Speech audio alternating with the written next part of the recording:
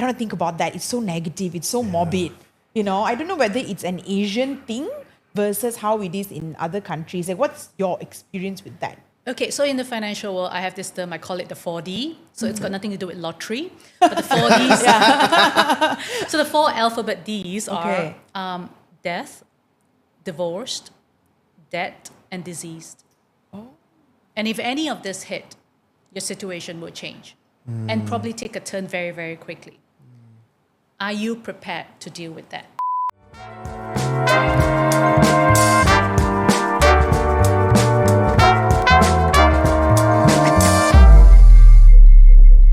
Hi, my name is Yudhishthira and this is my wife Pia. We are a husband and wife podcast. Every marriage has its story, but not every couple decides to place a mic in front of them and share it with the world.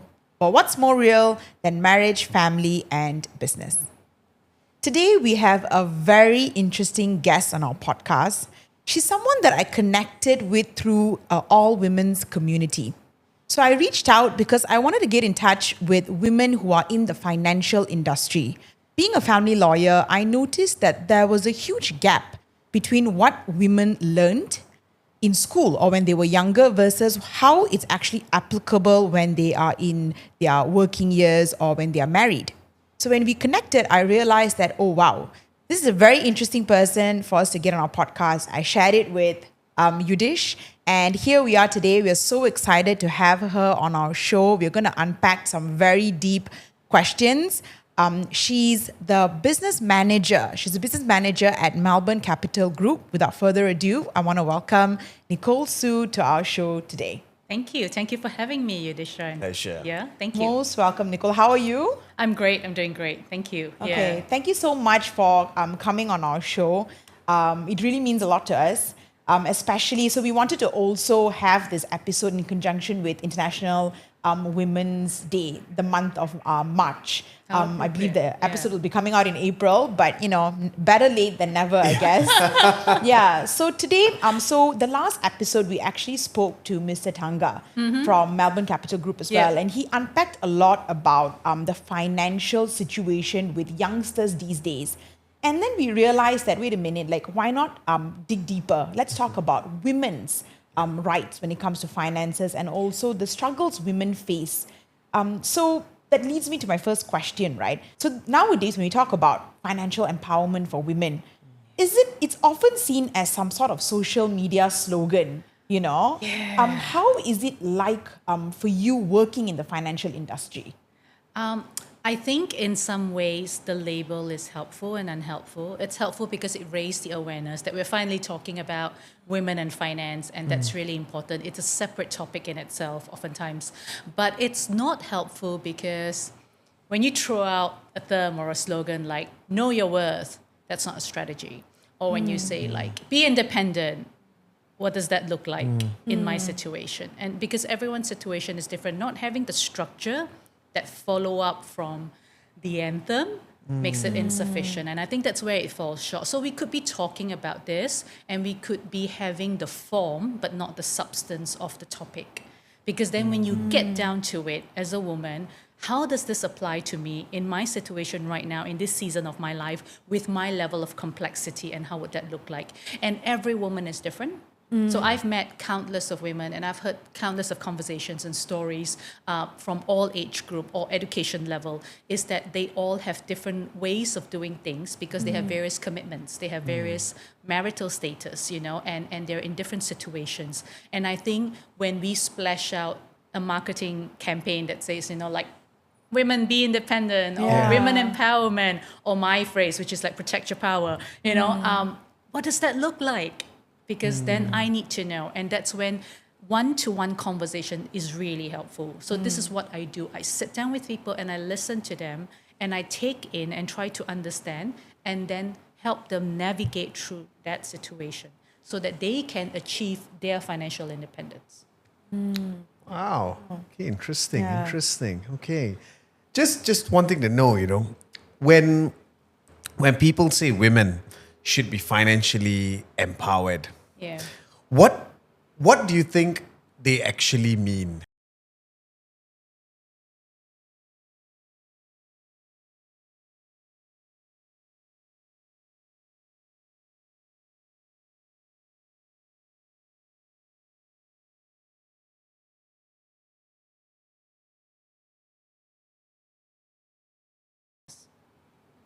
especially your take-home pay. Okay. Okay. And if you do, how much of it? So if you are in a situation where both of you pool your finances together, Okay. right? And you have a common pool, and then you just kind of like distribute or allocate your finances every month according to what you think you need to do, pay your bills, and handle your debts, and then look into investment, or invest into a property, stuff like that. How much of that decision is determined by you, and how much of it is determined together? So financial independence is not really just about having money, because money is just the input of that independence. The agency of it is to have a system in place. And are you the one who has a say in designing and structuring that system? Do you have your opinion taken seriously? Do you have your needs being put there and to be considered? Do you have your preference, to be included when you have those discussions? Or is that decided by someone else? Because then you are just surrendering your money, and then someone else decide how that should go and where it should go. Then you don't have independence. And who is that someone else? I thought we want to get a bit spicy. I guess you have to look at the dynamic of the relationship. Yeah. Yeah. So since that we're talking about women, we're talking about being in a relationship, possibly being in a marriage or a long-term relationship if you're not married. You will have to look at the dynamics of it yourself and be honest enough to kind of like sit down and think, okay, what does that look like for me? Yeah. I think that's such an interesting thing that you pointed out earlier, the difference between being independent versus having the agency, right? So, I see this a lot in the clients that I work with, and they come in and then they often talk about, I'm earning X amount of money and all that. But then when I ask them the follow-up question, so for example, like, okay, did you contribute to the down payment of the property? And then they tell me, yes. But then moving forward from that, okay, do you know then when you dispose that asset, what did your spouse do with the money? So yeah, you are spot on with that, the difference between the agency. Yeah. I like that because I think you are spot on in a sense that everything is fine as long as everything is all right as it is. Like when things are calm and you're in a good position and you're in a good place and both of you have a high earning job, which most people are in situations like this, everything is calm and good. It's when things take a flip.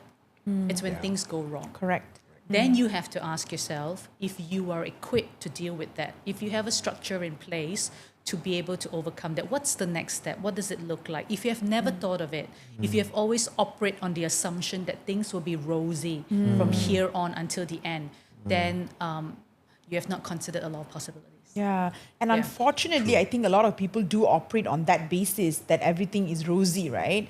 Like we were just having a chat this morning about that actually, because I always try my best to empower my clients as well when I speak to them about, correct, like they are in that room now because of a divorce. But sometimes it's not just a divorce. Sometimes it could be the passing of the primary breadwinner of the family, or it could be somebody is incapacitated to work.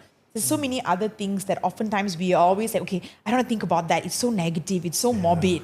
I don't know whether it's an Asian thing versus how it is in other countries. Like, what's your experience with that? Okay, so in the financial world, I have this term, I call it the 4D. So it's got nothing to do with lottery, but the 4Ds. So the 4 alphabet Ds are death, divorced, debt, and diseased.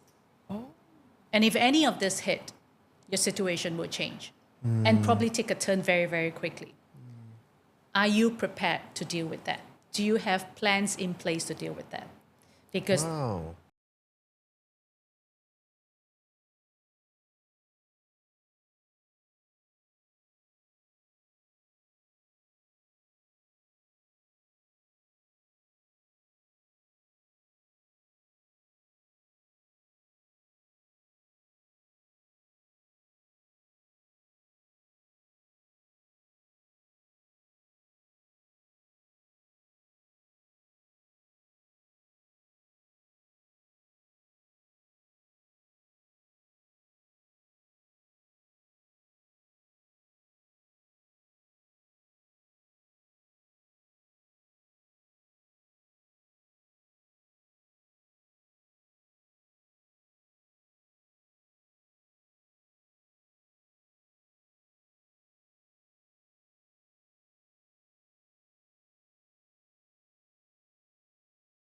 So these are the questions that you would have to ask because you have to entertain the possibility of them happening.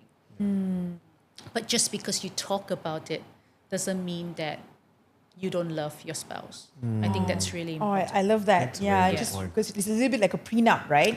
Just Yes. because Yeah. you bring it up, it doesn't mean that you don't trust the marriage or you don't trust the relationship. That is Yes. so true. Yeah. And I think it's so important that when we avoid discussing taboo subjects, right, it doesn't mean that, because that's what love is. I completely trust this person and I respect them and I love them. And therefore, I don't want to feel like I'm betraying them because I'm touching on all of these subjects. I'm discussing the what ifs, But I think the greatest demonstration of love is in you thinking what's good for that person when things are well and when things are unwell.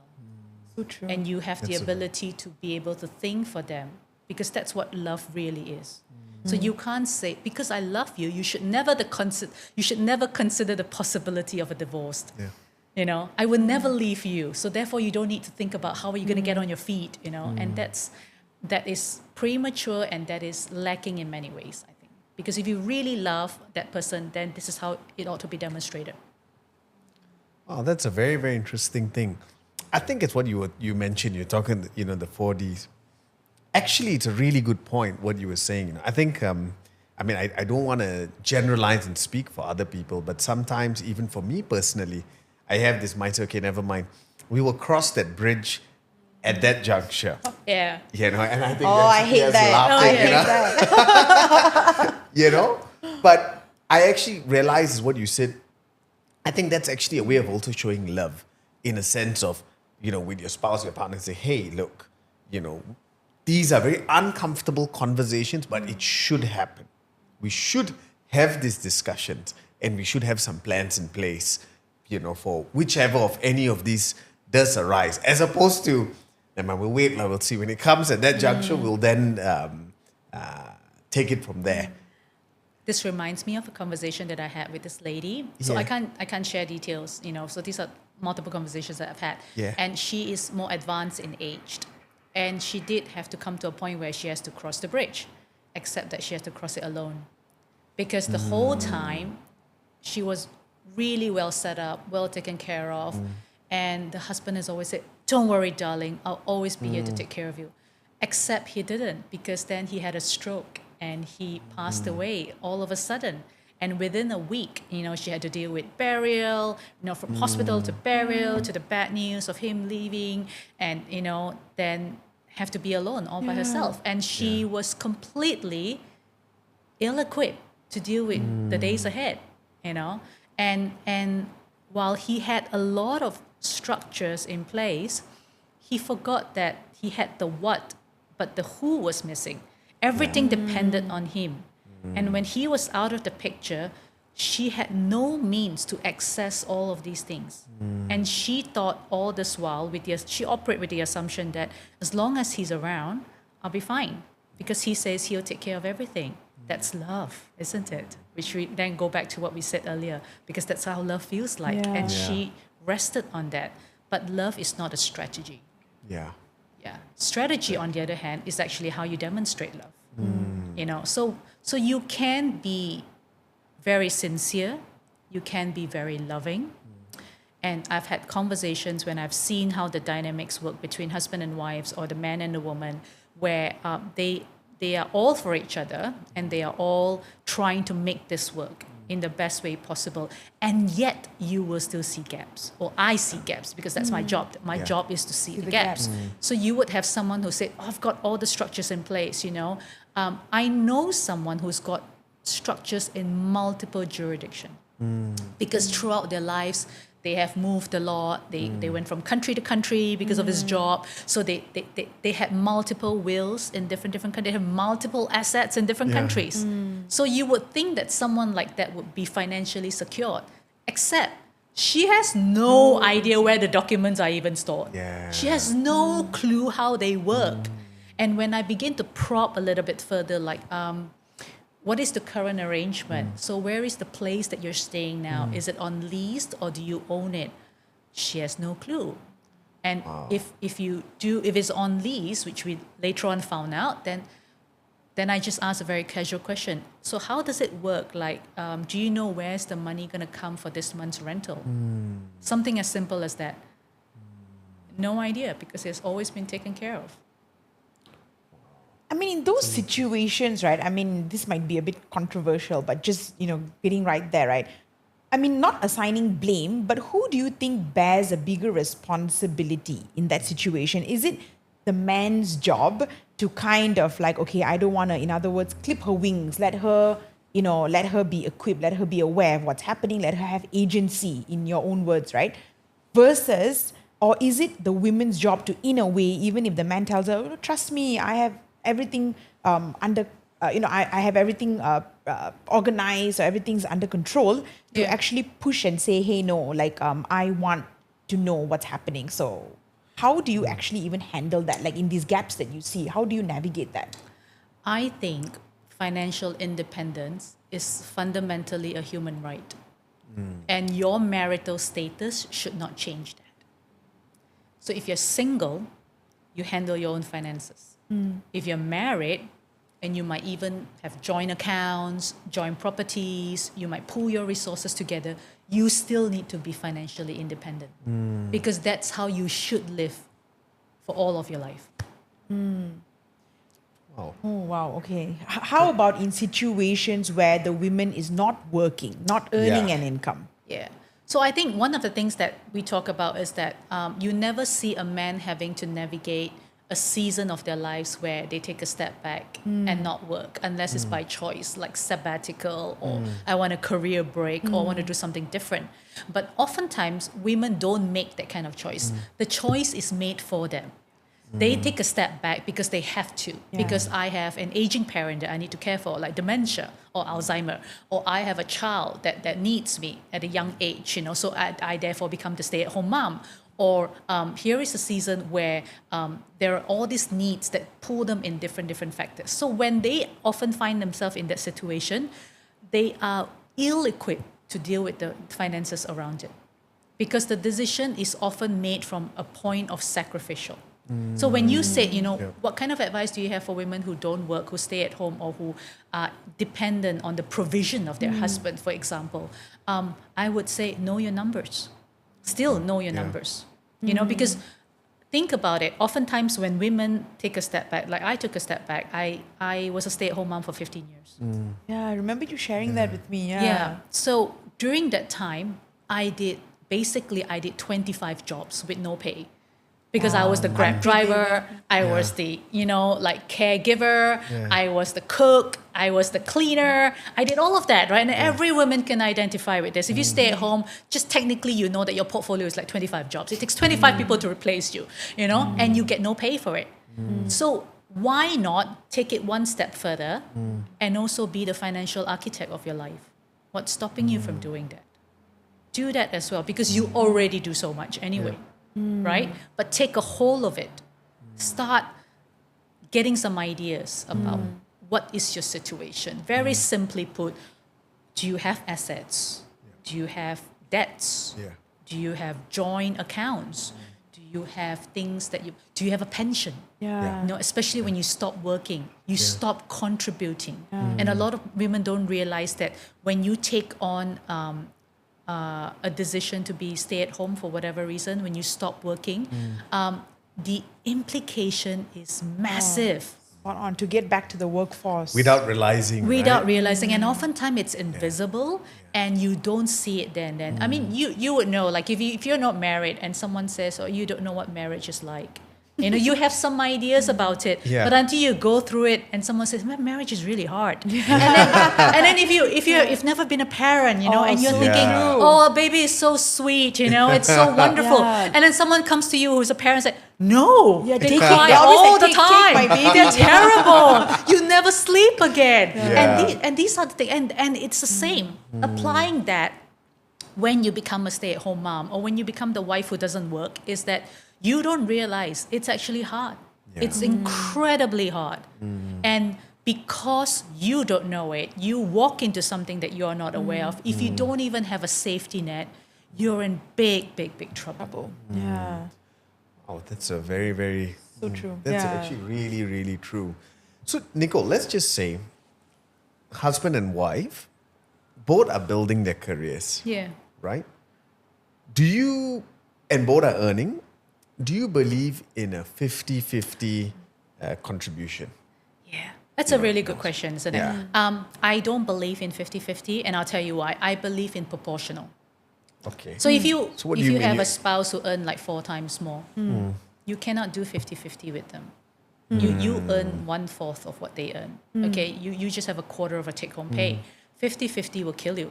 You Yeah. know, and also I think when you thought about 50-50, oftentimes when I see people talk about we're all about equality, we're all about being fair. What I hear oftentimes, those words is what's not implied, what's not being spoken, is that it is often a response to injustice, a response to seeing enough of unfairness in their life to be able to say, no, I want it to be fair. And why do you want it to be fair? Because I've seen enough of situations where it's not fair and I don't like that. So I want to pin something down that I can control so that it gives me back some level of assurance that I am not being taken advantage of. And that's really where that equality comes in. But if you look at it mathematically, okay, you cannot split everything 50-50. Yeah. Because you are only focusing on one currency of denomination. You're saying money is the only thing that we split, and therefore you bring home X, I bring home Y, we put them together, we split them 50-50. You can do that with ringgits and cents, but you can't do that with all the other things that you share.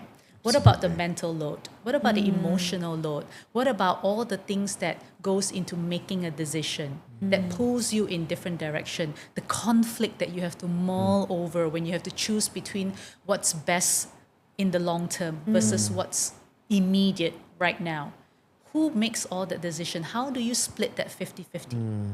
Because money on its own has no emotion.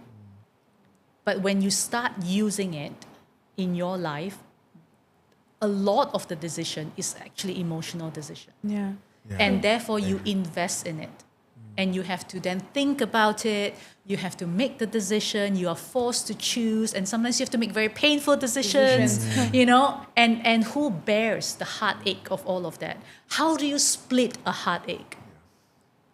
So when you say 50-50, I would say put everything on the table.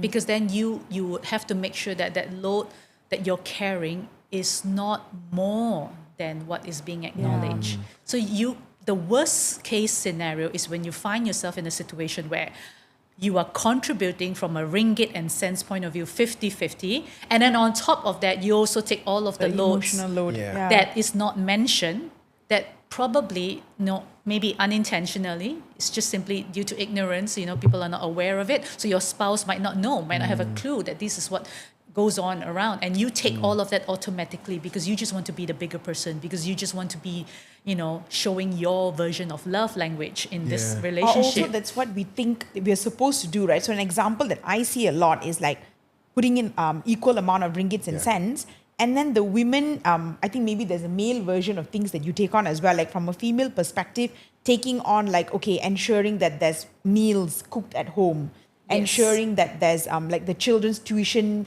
their homework is done. Things that it's kind of like a given that it's the woman's job. Yes. You kind of just put it on you because it's a gender thing. Like, I'm supposed to deal with it. I'm supposed to ensure that there's food at home. I'm supposed to ensure that the fridge is stocked. So I always tell you, Dish, at one point of time, I used to feel like, oh my goodness, like this mental load of ensuring that every day I know what I'm making. Do I have enough onions? Do I have enough chilies? I don't know whether you can resonate as a woman. It's honestly really, really tough. Yeah. And I would say men often respond when they say, just tell me what you need me to do. And I'm like, oh my gosh, that's the whole point of it. Think about what you need to do. I'm doing the thinking. Yeah, it's the thinking. Oh my God. Yes, you are spot on. It's the thinking. You see, thinking. So a lot of people don't realize that when you do the project management, when you do the hard thinking, when you make the decision, these are economic output. And in any part of the world, if you generate economic output, you ought to be financially compensated for it. When you're a manager in a company, what is your job? Your job is not to go to your boss and then say, just tell me what you need me to do. Your job is to fix it. Okay, you identify the problem, you find ways to fix it because that's what you're paid for. Because at the end of the day, you literally get paid for that, but not in a household, not necessarily in a relationship. That somehow you're supposed to do all of this and you can't justify that these are actual economic output and they are not measured as economic output. So true. So Very true. we had an experience with one of the European countries, where the situation is such that the couple is going through a divorce, okay? And she was a stay-at-home mom for many, many years. And therefore, she didn't have her own income. She didn't have a job, all right? But upon divorce, the law recognizes that homemaking is a job. There is economic output. She contributes to the economy of the country. And therefore, she's entitled to all of the pension, the same pension and the same output that he would have just because he has a desk job. Yeah. And isn't that brilliant? Yeah. When That's that is actually made into a law? Yeah, Absolutely. that's how it's applicable here as well. Yeah. So I find that is really, really good because when you fail to put a label to something, when you fail to recognize it for what it is, then it gets brushed off. Yeah. And when it gets Absolutely. brushed off, you're stuck. You often find as a woman you're stuck in a situation where I don't understand what you don't understand. And then the man says, I don't know what I don't know, because I'm not made aware of these things. Unless I have to carry that same burden, I won't know that this is what goes through your head. So you could be doing a buckload of things, from the kids scheduling to household management to taking care of your in-laws, all of which I have done, by the way. So all of the 25 portfolio jobs, and every woman would do that, and you would have to single-handedly run all of this. You should consider going to parliament. Because the level of job that you're doing as a homemaker is astonishing. And oftentimes we don't see that. What we do see is that we see people opt for homemaking because maybe they are not cut out to be in the corporate world. That it's just so much easier to stay behind the fence, because it's easy to just take care of kids. I mean, how hard can kids be, right? You just change the diapers and feed them a little bit. And people underestimate how much goes into that. Who plans the education pathway? Who understands the child when they have emotional breakdown or when they are bullied in school? Who handles the school management and going, during office hours to see the headmaster because your kid is in trouble or something like that? When your kid is sick, who has to research about their sickness and understand how to care for them and what are the medications that they need and how does that long road looks like if they have cancer at a young age? What would that be if your in-laws are in the same household as you and you all live together as one big happy family? Does that mean that you automatically assume that it is your job to safeguard the well-being and happiness of everybody because you manage the household, you manage everything under the roof? And you might think that's bizarre, but that's what women automatically do all the time without asking. Because I think a lot of people don't realize that men and women are built differently. I don't mean that in any way lesser, but cognitively, we are built differently. And the women sees a lot ahead from they see the end from the beginning. They see the whole picture. And then you know what they do? They start fixing. They start planning. They start structuring. And they start making things on the go. It's like watching someone patch the road and make it, and then the car is driving on it as soon as the road is dry. That's how women operate. You are building and using the road at the same time. Because that's just how they are. And men will have no idea unless you tell them. Which is why conversation is so important. And not a one-time conversation, ongoing conversation. It's an ongoing... I mean, just our own, this morning, while we were walking to the car, I mean, it's a very vulnerable thing I'm sharing.